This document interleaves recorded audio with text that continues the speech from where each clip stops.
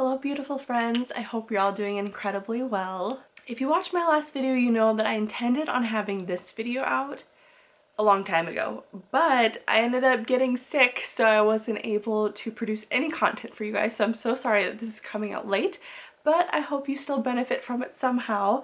I just wanted to share with you guys my favorite books that I read in 2023 along with my least favorite books that I would not recommend. I apologize that I do still sound kind of stuffy. I'm getting over, like I said, a bit of a cold that I had. Kinda, not really, it's a long story.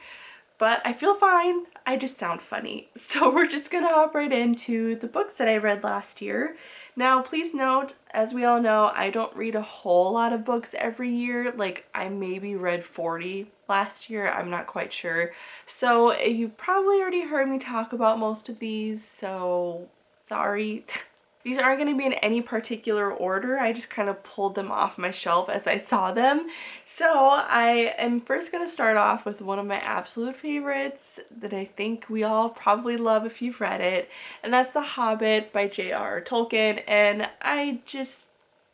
there's not really anything bad to say about this book. It was just wonderful and so adventurous and lovely, and I could read this for the rest of my life and be perfectly happy. I also got a beautiful edition of this from my friend Katie. We became friends on Instagram I think last year, and she follows me on YouTube, and I'm just so grateful for her, but she sent me this beautiful illustrated edition. I love it so much. It's been on my wish list for a while, so I like freaked out when I got it in the mail.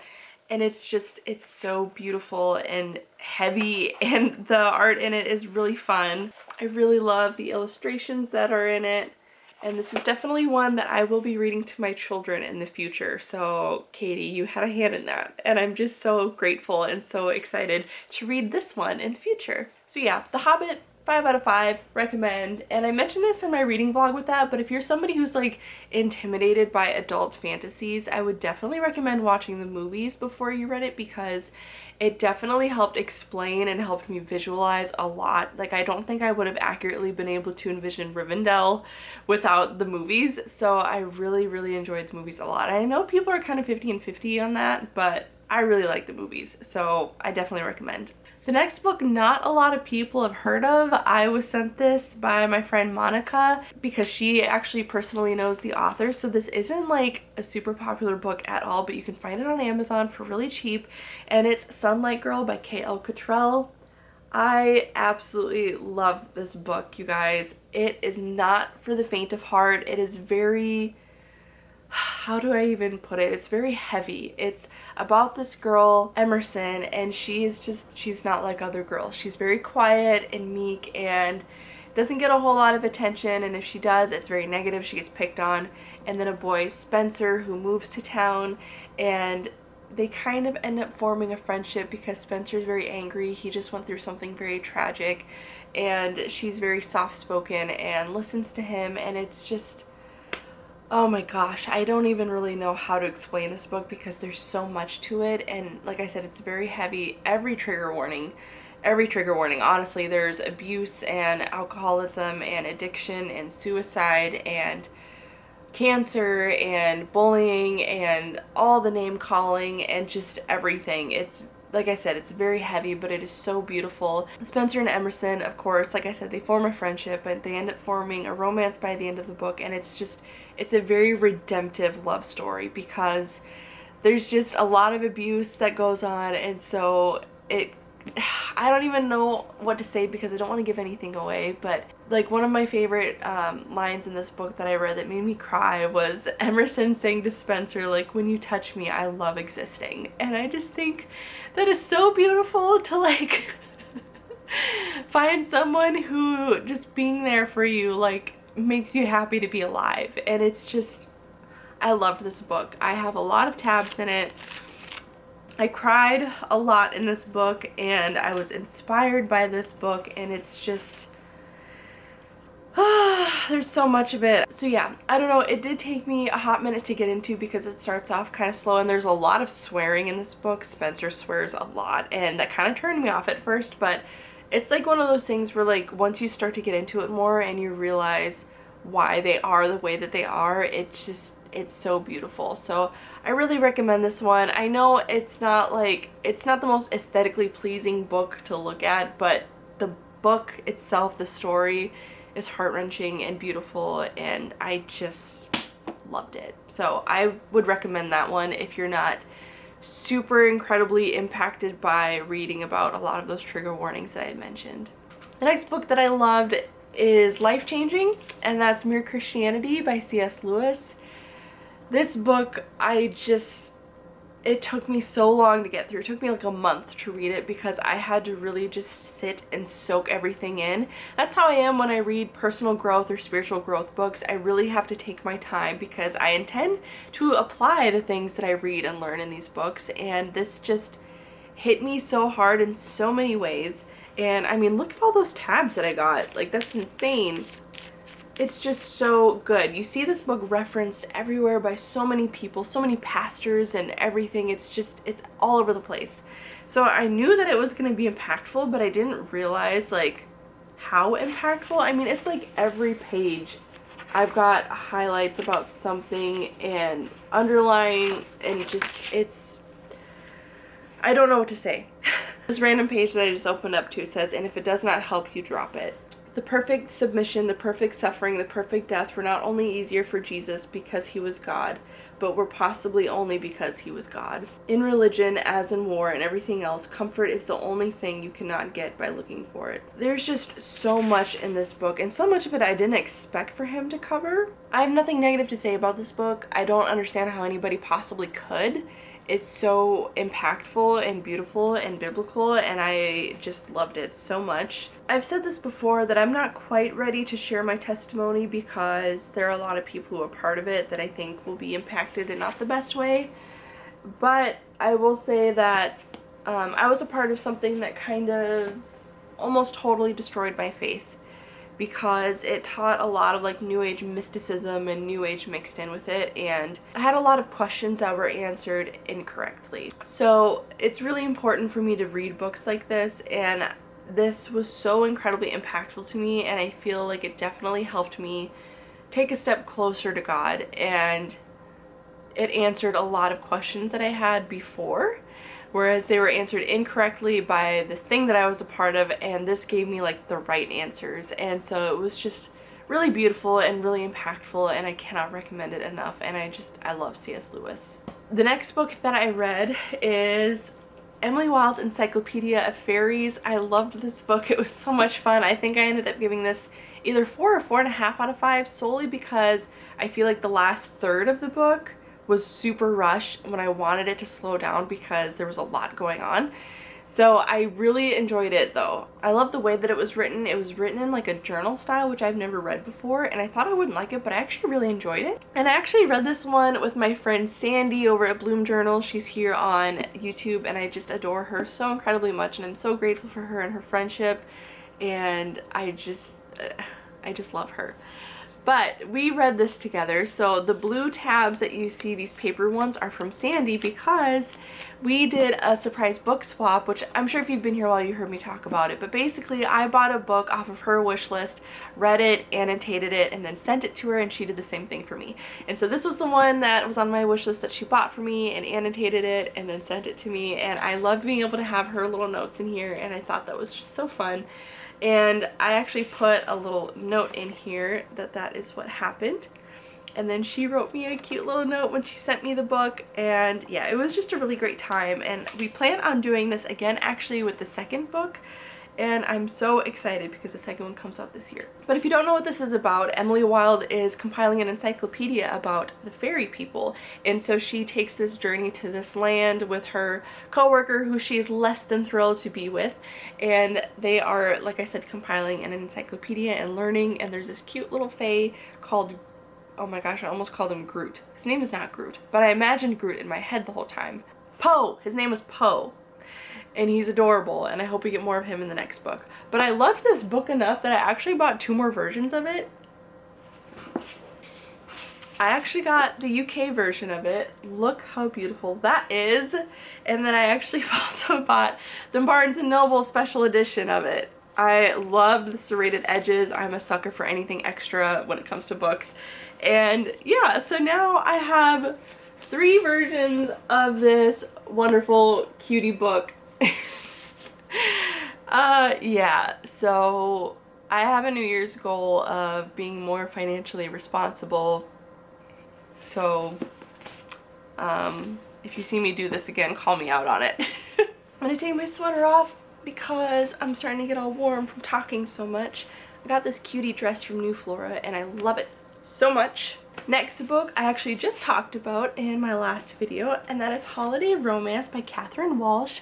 This was just such a fun rom-com. I loved it so much. I think I gave this 4.5. I cannot remember. I think I gave it 4.5 solely because there was one little spicy scene. It's easy to skip over, so if you don't mind skipping over it or if you don't mind smut at all, I recommend it because it's just such a fun rom-com. Oh my gosh, the banter between Andrew and Molly was just so much fun. Quick synopsis: Andrew and Molly are in college together. Andrew is currently Andrew was dating Molly's roommate, and then they ended up breaking up, and then Molly and Andrew end up on a flight together to go home to Ireland from Chicago for Christmas, and it's super awkward, but they end up flying together every year for like the next 10 years, and they end up building a friendship, and they kind of keep in touch between Christmas, but not a whole lot. But basically this year there ends up being a whole lot of flight delays and canceled flights, and they have to like work really hard to actually get home for Christmas. And basically it ends up being a wow, you were right here in front of me this whole time kind of a story. But it's just so much fun. I laughed, I cried, I squealed because it's so cute, and like I said, their banter is great. Molly is hilarious. There's a lot of character development, and Andrew is basically just like perfect in every way. Like there was nothing about him that I disliked. Like I said, the only reason why I dropped it 0.5 point, I guess, on my rating was because of the spicy scene. And then there was one other thing that really bothered me that was in the story that I'm not going to mention because it is a super controversial topic. And I feel like 99% of you could read this book and have no idea what I'm talking about because it's not something that a lot of people really talk or think about, I don't think. But for me, it was kind of important. So overall, though, I do recommend this book. I think it's really fun and funny and exciting and fast-paced and adventurous, and I just loved it. I loved it. So the next book that I really loved, but I talked about this, I think, 2 videos ago, that I cannot recommend this series anymore because of the sexual nature of them. But if that's not something that bothers you, or if it's something that you're willing to skip over like I tend to do, I would recommend this series. And that is ACOWAR, A Court of Wings of Ruin by Sarah J. Maas. I read this entire series technically this year. Like I finished the first book like literally December 31st of technically not even last year anymore, but you know what I mean. So I read the 2nd, 3rd, 4th, and 5th this year, and I really, really enjoyed it. But ACOWAR, I think, was probably my favorite in the series. Look at all those little tabbies. This just had everything in it. This had adventure and battle and sisterhood and personal growth and romance, and it, like the fairy tale aspect of fantasy, and it was amazing. I loved it. The only thing, like I said, the only thing about this book, really about the series in general, is that there is a lot of smut in these books. There was quite a bit in this one, but they were like smaller scenes. So they were like more frequent, but they were smaller, which I appreciated. But there was one that I'm sure if you've read this, you know what I'm talking about, that was just weird. And it just said something really weird. There is just so many great one-liners in this book, and I think that the romance in it is just incredible. Like, just even the cheesiness of it is just wonderful. I really don't know what to say because, like I said, I can't say that I recommend it because of all the smut that are in these books, but if it wasn't for the smut, this would be my favorite book series of all time. It would be. I mean, the characters are incredible. The character development is amazing. The stories are just insanely good. They're adventurous. They're so good. It's just the smut that ruins it for me, and it just makes me so mad. So yeah, I don't know. I'm not going to get into like the synopsis because this is like the third book in the series, so it would be kind of confusing if I tried to explain it, but I loved this one. I know people usually put ACOMAF above this one in their ratings, and I get that. I agree in a lot of ways, but this one just had more adventure and fun in it for me, which is why I ended up liking this one more. Also because I'm obsessed with Nesta, and she was in this book a lot more, which I appreciated. The next book that I absolutely loved is The Screwtape Letters by C.S. Lewis. I just love C.S. Lewis, you guys. I can't wait to read the rest of his books because they are so good.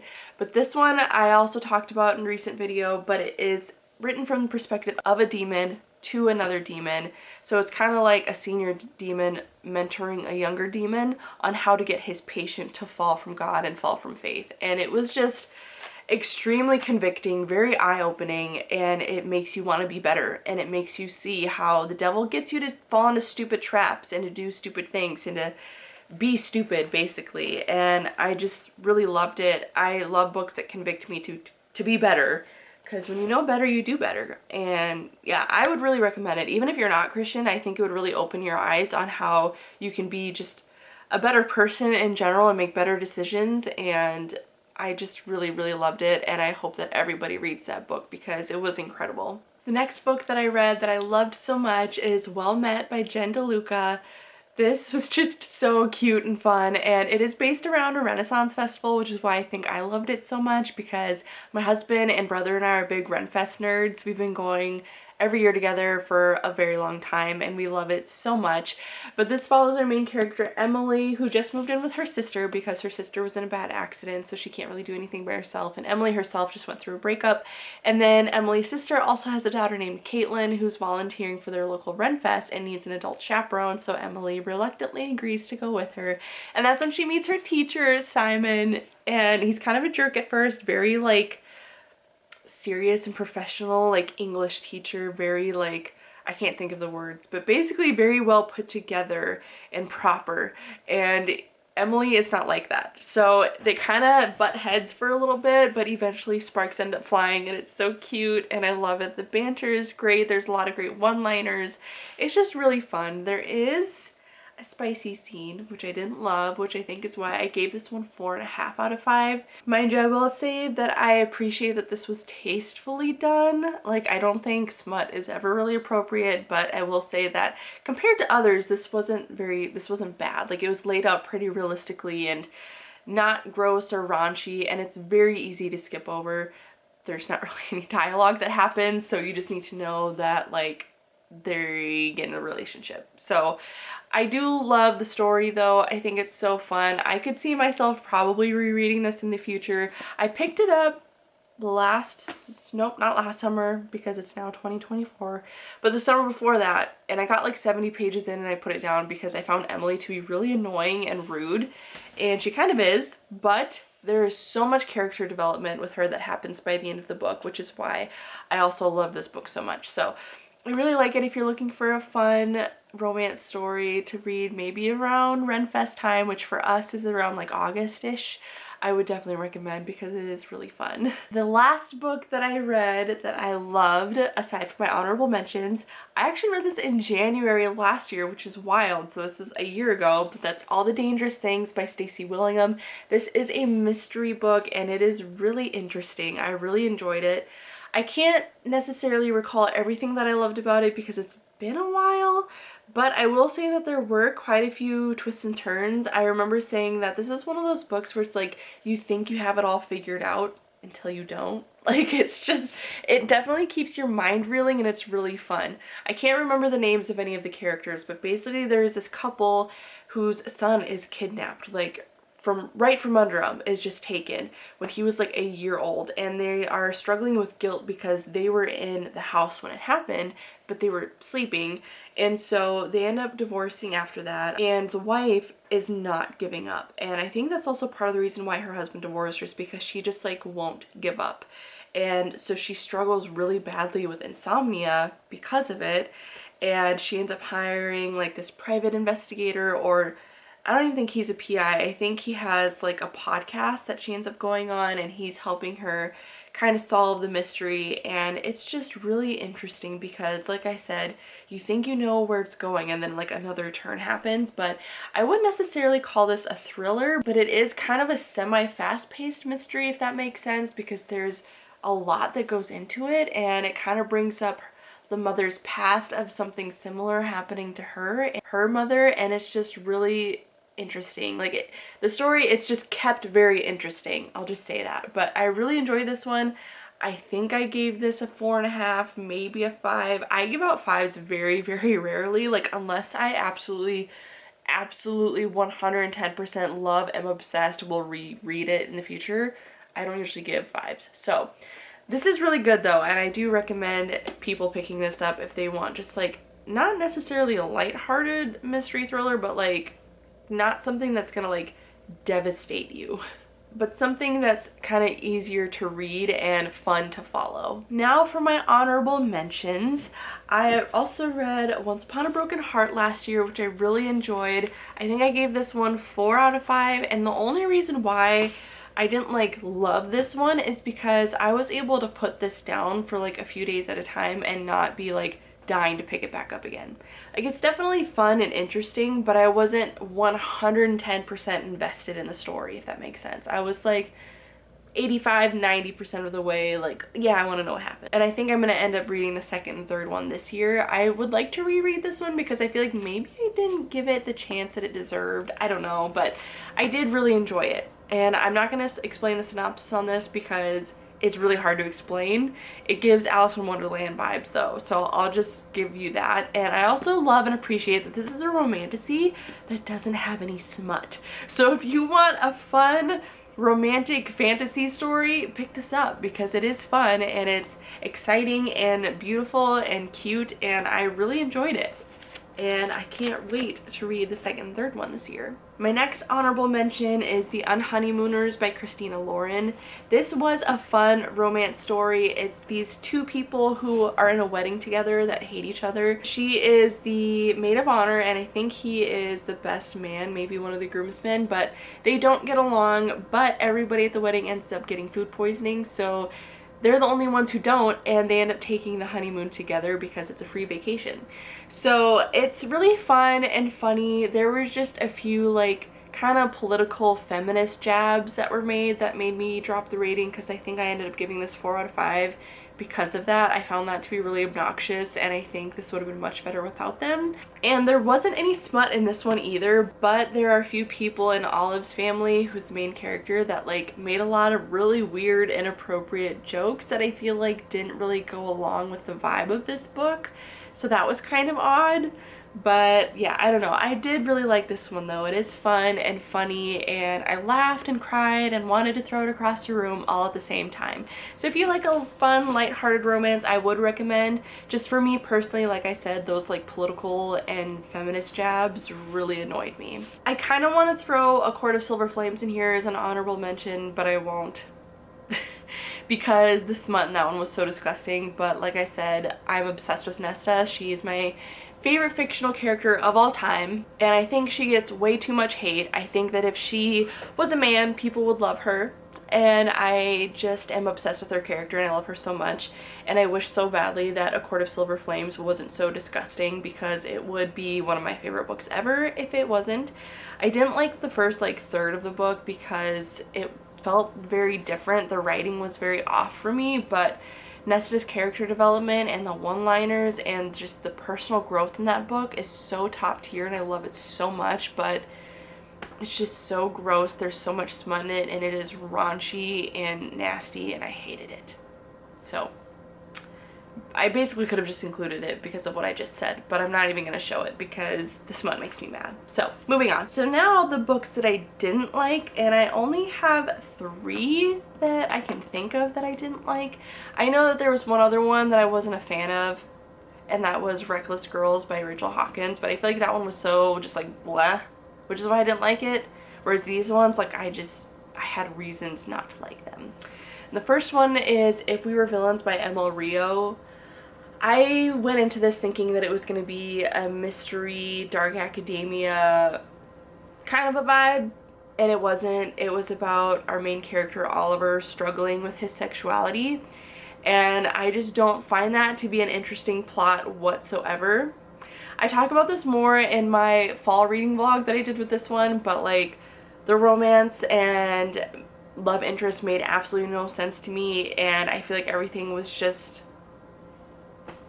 I just didn't like it. I didn't like it at all. I found the characters to be obnoxious. The setting wasn't explained enough for me. There weren't enough dark academia vibes for me in this one, but I was just so disappointed with this because I wanted a dark academia mystery, and it ended up being 90% Shakespeare quotes and Oliver struggling about whether he likes boys or girls, and horrible characters and stereotypes and just awful, awful stuff, and I just did not like this at all. I think I did end up giving it a 2 instead of 1 because I feel like it had potential and it could have been fun, and I like that it was based in the 90s, but aside from that, like, I kind of low-key hated this book and I would not recommend. The next book that I did not like and don't recommend is Buried in a Good Book by Tamara Berry. I don't have the copy anymore because I got rid of it immediately. I don't think there was anything to like about this book. The main character was super annoying. She tried way too hard to be like Lorelai Gilmore and was obnoxious. She was rude. She was judgmental. Her daughter was wildly disrespectful and rude and annoying. The romance hinted throughout the entire book. Nothing happens, and it was just a waste of my time. There's a lot of it that wasn't explained, and I just didn't like it. I guess that's really all you need to know. So last book that I didn't like and do not recommend, and again, this is going to be different for everyone, so don't come at me about my personal opinions about this, but that would be The Foxglove King by Hannah Whitten. I had such high hopes for this one because it's like the most stunning cover ever, and I just love all the details on it, and it's so beautiful. It sounded enticing because it's very like kind of cultish oriented, I guess you could say, and it just sounded fun and beautiful and exciting, and it is a romantasy, I guess you could say. But the reason why I decided to DNF this actually at over 200 pages was because this was very clearly built on religious stereotypes, and I just did not love that. I think that a person can certainly write out their feelings and opinions through fiction, for sure. I think a lot of authors have successfully done that, but to me, for this one, it was just so incredibly blatant and obvious and in your face.